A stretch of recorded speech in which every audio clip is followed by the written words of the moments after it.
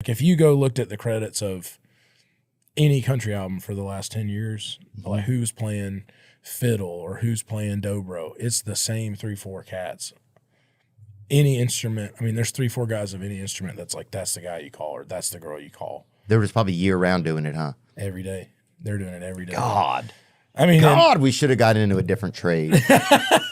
those guys are, they're wild, man. The best and worst day in Luke Combs' life.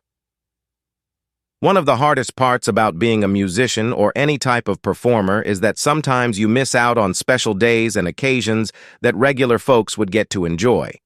Country artist Luke Combs is opening up about the challenges he faced on the day his son Bo Lee was born. The singer, 32, recently sat down to talk about his new album, Fathers and Sons, where he revealed for the first time that he missed the birth of his second son, now 10 months old. I'll never forget the craziest day probably in my life close to it.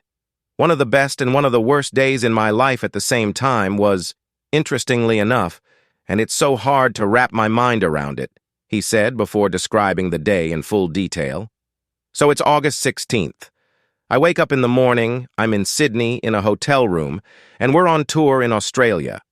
I probably woke up at around 8 a.m. or something like that, Australia time, and I had a text from my wife and it said, "I'm so sorry, I really tried to not have the baby while you're gone." The beautiful crazy singer said, adding, "And God, dude, it sucked." He cried as he continued to recall the day.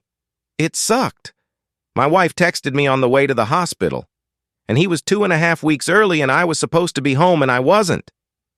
That was real hard to do and I haven't really told anybody that, he admits, adding, "I didn't cover that too much in this album because it's really hard for me to deal with." Combs added that during this challenging time, he and his wife Nicole both had a really great support system, full of their closest friends and family. God, it was a hard day, but I was so lucky that a lot of my closest friends now work for me, and so I had a really great support system, he said, explaining that his two best friends work as his personal assistant and guitar tech, and are both dads as well. I was able to be with them through that whole thing. While he was on tour, Nicole's mother and sister were fortunately able to fill in.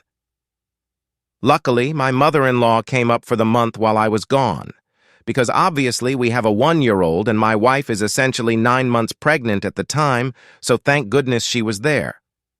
He continued, "My sister-in-law lives in Nashville as well, so my wife had a really great support system with her for that experience, which I'm very thankful for. That made it a lot easier. I had people with me.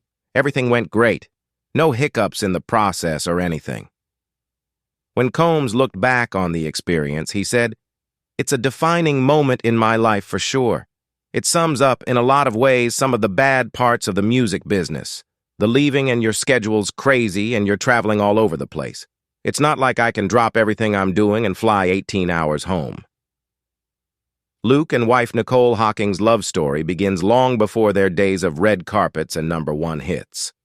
The couple met in Florida in 2016 when Combs was still a starving artist and had no hits to his name. The meeting was at a Songwriters Festival in Hocking's home state of Florida. Hocking was working for BMI, Broadcast Music, Inc., the company hosting the festival, and Combs was performing. Within years, they were engaged and their lives would change drastically. Hocking revealed that it was her who made the first move. "I realized we could hang out and just be ourselves in front of each other," Hocking said. "I could wear no makeup and be my weird self, because we're all weird, but we get to choose who to share that side of us with. We could be each other's weird in front of each other. That's when it was like, you know what? This guy's a keeper." In November 2018, Combs announced that he and Hocking got engaged by posting a sweet picture of him kissing her forehead on Instagram. He captioned the snap, "She said yes a while ago, but this is a way better place to take pictures than the kitchen. Can't wait to spend forever with you." Combs explained how he proposed in an interview. It happened when he and Combs were moving from their apartment to their new house.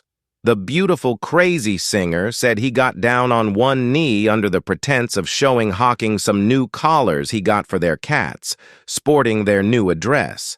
It was great, Hawking recalled. It ended up being a better story than it would have been.